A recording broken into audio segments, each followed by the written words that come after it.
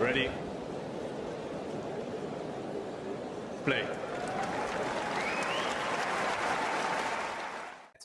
But yeah, there. I asked this question on Twitter, so if someone wants to also give a comment there, go ahead. But let's talk about that. So yeah, we've got 9 quarterfinal losses to look at so far from Andrey Rublev at the slams. 6 of them I feel like are clearly like in the unbeatable category. You cannot really blame him for anything there, which is Medvedev 3 times, and you have it on the screen now, Djokovic twice, Nadal. Especially, Medvedev on hard court, especially because every time on hard court, French Open. Yes. If it yes, like I took that into consideration. So like Tsitsipas is only in between because it was in Roland Garros. If it was, I don't know, Wimbledon, I think he would have been, in the second category, for example. Cilic, Tiafoe, definitely players that he can beat. That's for sure. But then again, of course, they actually peaked on the day in the whole tournament. Even Cilic plays that insane 10-point tiebreak at the end, maybe the best 10-point tiebreak that we've seen in terms of like an individual performance. And Tiafoe, of course, had a phenomenal US Open, came very close to beating Alcaraz even. And there's also Tsitsipas, which to me is like probably closer to opponents he kind of can't beat, but I couldn't quite put him there for 2 reasons. First of all, Rublev had just beaten him in Hamburg a couple of weeks earlier, and also Rublev defeated him at the US Open 2019. So I can't really say that Tsitsipas is not gettable for him at the slams.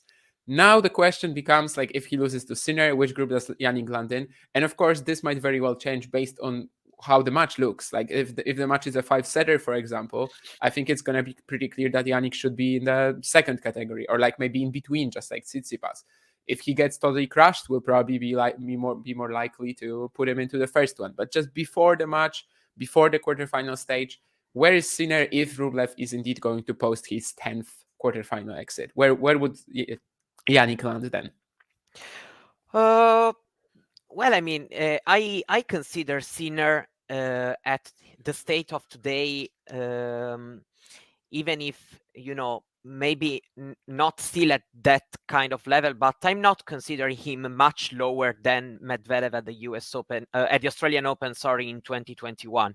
As the moment of form, the way he's been playing, and also Rublev never beat Sinner in a completed match. His 2 wins came one after 3-4 games. Sinner retired in Vienna. Another one, Sinner had injured his knee. He won the first set with a 6-1 score. Last year, there's been that Madrid match. Vienna was closer, but Sinner still won it in straight sets. Before the match, it's a bit difficult because still for previous slams results, Sinner maybe is not already there, but still I think that Sinner should be physically fresher.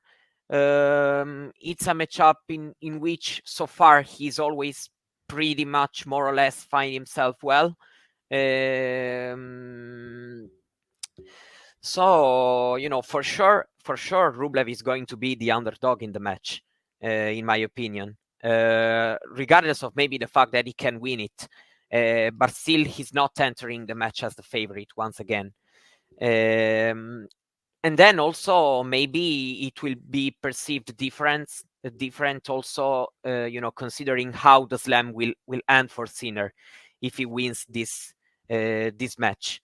Maybe Sinner wins the whole Australian Open, and then you start thinking like, that it was a totally acceptable loss.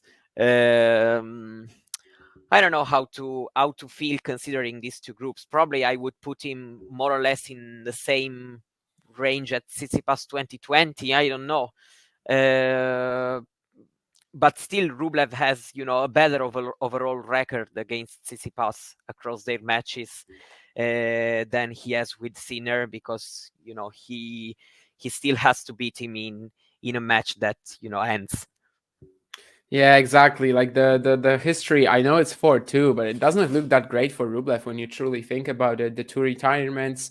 And Sinner is a bit of a better version of Rublev in many ways.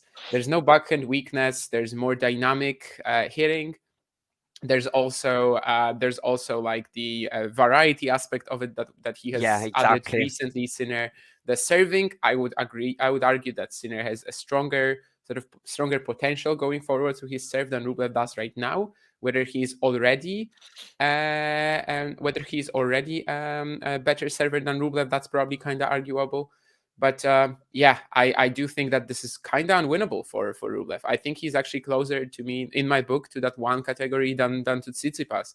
And I will actually be very surprised if he manages to Yeah. beat Rublev here, especially in the best of five format. Like best of three, maybe I would still like his chances. But yeah, Ghosty's talking about the kinda in my tweet. The kinda is definitely added there just in order for the tweet to be a little less negative towards Rublev. Let's say that. But yeah, just say you don't like bashers. Save us all some time. I mean, is it fun when you're just bashing and there's no variety component to it if it's just one dimensional? Well, depends on your preferences, you know. Do I like bashers? Some maybe I do.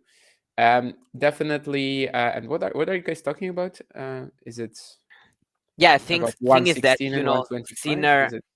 Sinner seems to have more solutions right now during the match and to close the point. Rublev, still has, still has to kind of beat those one-dimensional allegations. Sinner recently, of course, his style is that one, and it's not his natural way to close the points. Maybe with some kind of variety coming to the net, but he's doing that in, I would also say, quite good level. Yeah, I don't really see a path to victory for Rublev in a best of 5 set match against Sinner right now, of the way that Yannick is looking. But also today, of course, we'll have taken a lot out of him.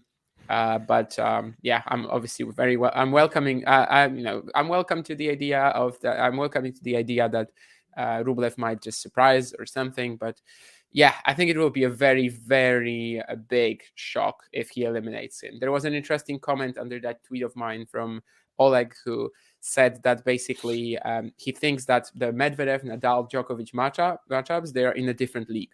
Like it would be if Rublev beat them, then it would be like no effing way. What's that result? What is that result? I mean, it's like impossible. I think Sinner is also in that group for me. Like I think if Rublev beats Sinner, I'm gonna be that shocked as well. Yeah. If you enjoyed this video, make sure you hit that like button. Don't forget to subscribe and click that notification bell so you don't miss out on all things tennis.